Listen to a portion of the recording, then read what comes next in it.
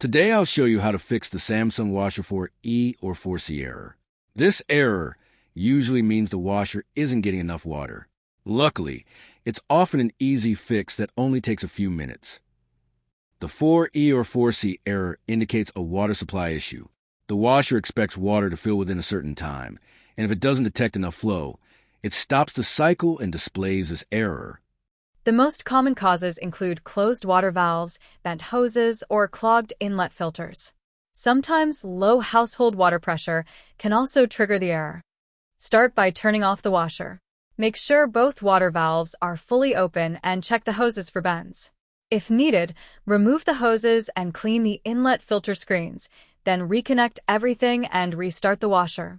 In most situations, fixing the 4E or 4C error only takes a few minutes.